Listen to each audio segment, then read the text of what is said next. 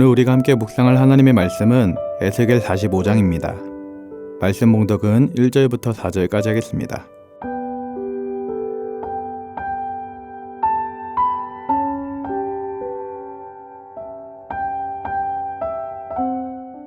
너희는 제비 뽑아 땅을 나누어 기업으로 삼을 때에 한 구역을 거룩한 땅으로 삼아 여호와께 예물로 드릴지니 그 길이는 25,000척이요 너비는 10,000척이라. 그 구역 안 전부가 거룩하니라. 그 중에 성소에 속할 땅은 길이가 500척이요 너비가 500척이니 네모가 반듯하며 그 외에 사방 50척으로 전원이 되게 하되 이 측량 가운데에서 길이는 25,000척을 너비는 10,000척을 측량하고 그 안에 성소를 둘지니 지극히 거룩한 곳이요 그곳은 성소에서 수종드는 제사장들 곧 하나님께 가까이 나아가서 수종드는 자들에게 주는 거룩한 땅이니 그들이 집을 지을 땅이며 성소를 위한 거룩한 곳이라. 아멘.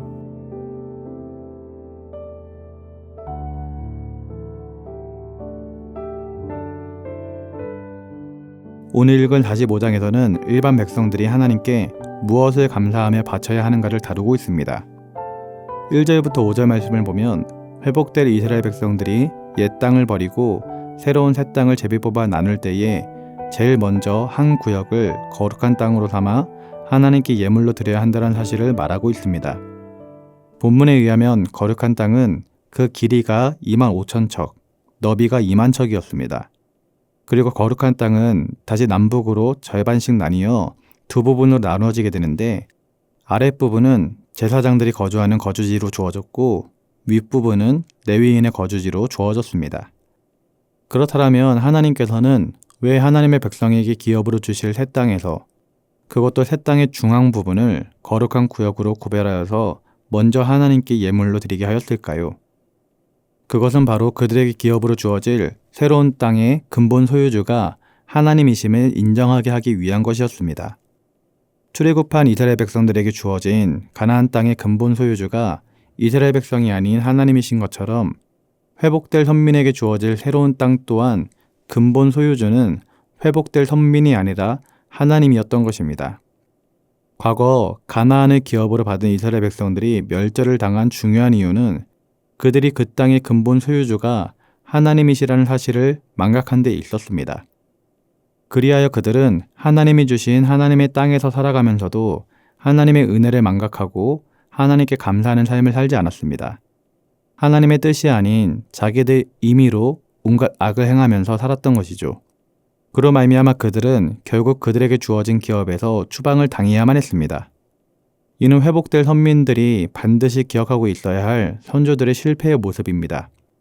그들 역시 새 땅의 근본 소유주가 하나님이심을 기억하지 않는다면 옛 이스라엘 백성들과 같은 운명에 처할 수가 있었기 때문입니다. 이에 하나님께서는 새로운 땅의 한 구역을 거룩한 땅으로 구별하여 하나님께 예물로 드리게 한 것입니다. 역대상 29장 11절과 12절 말씀을 보면 여호와여 위대하심과 권능과 영광과 승리와 위엄이 다 주께 속하였사오니 천지에 있는 것이 다 주의 것이로소이다.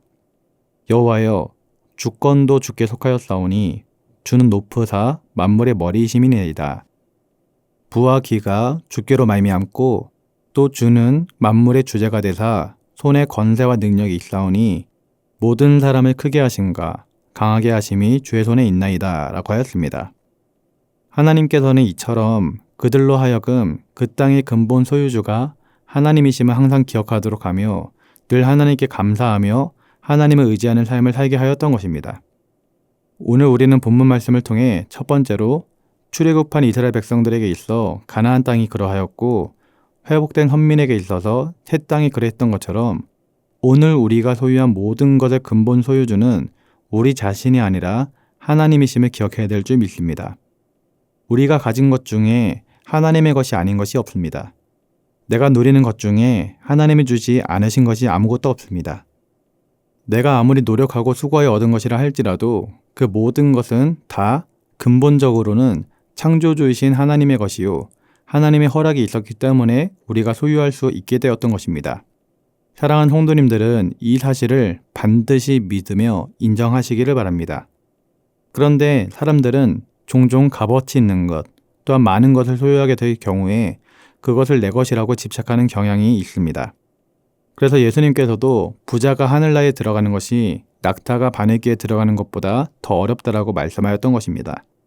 소유가 생기면 생길수록 이것에 대한 욕심이 많아져서 포기하는 게 쉽지 않아지고 참된 진리와 생명을 쫓아가는 것이 어려워지는 것이죠. 그렇게 본다라면 너무 많은 소유를 가지고 있는 것도 결코 축복이 아닌 것을 또한 알 수 있는 것입니다. 이렇게 되는 이유는 자기가 소유한 것들의 본래 주인이 누구인지를 알지 못하였기 때문에 빚어진 결과입니다. 그러나 우리는 하나님의 창조주 되심, 그분이 모든 만물의 주인 되심을 인정하고 우리가 그분의 백성, 하나님의 소유라는 것을 인정하는 삶을 살아야 될 줄 믿습니다. 또한 내가 진정 하나님의 백성이라면 나의 삶의 중심에 거룩하신 하나님께서 친히 거하시는 성전을 마음에 두어야 될 줄 믿습니다. 하나님께서 나의 삶의 중심이 되게 하시고 그리스도께서 나의 왕이 되어 나를 온전히 지배하시도록 내어드리고 맡기는 삶을 살아가야 하는 것입니다. 이것이 사실은 하나님 나라에 임하는 축복의 비밀입니다.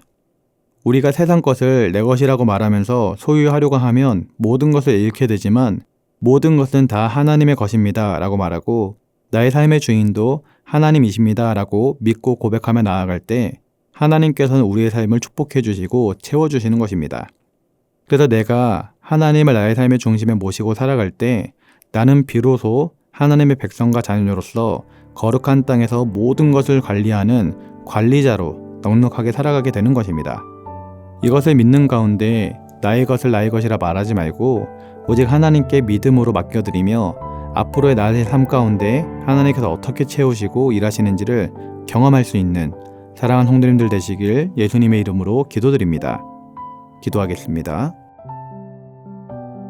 사랑과 은혜가 풍성하신 하나님 아버지, 오늘 말씀을 통해 우리에게 주신 모든 것이 하나님의 것임을 다시금 깨닫게 하시니 감사를 드립니다. 우리의 삶과 소유, 시간과 재능 모두가 주님께로부터 왔음을 고백합니다. 이제는 나의 것이 아니라 하나님의 것임을 인정하며 하나님을 나의 삶의 중심에 모시고 살아가기를 원합니다. 언제나 하나님의 주권을 인정하게 하시고 감사함으로 드리는 삶이 될 수 있도록 우리에게 은혜와 축복을 더하여 주시옵소서. 감사를 드리며 예수님의 이름으로 기도드립니다. 아멘. 하늘에 계신 우리 아버지, 아버지의 이름을 거룩하게 하시며 아버지의 나라가 오게 하시며 아버지의 뜻이 하늘에서와 같이 땅에서도 이루어지게 하소서. 오늘 우리에게 일용할 양식을 주시고 우리가 우리에게 잘못한 사람을 용서하여 준 것 같이 우리 죄를 용서하여 주시고 우리를 시험에 빠지지 않게 하시고 악에서 구하소서. 나라와 권능과 영광이 영원히 아버지의 것입니다. 아멘.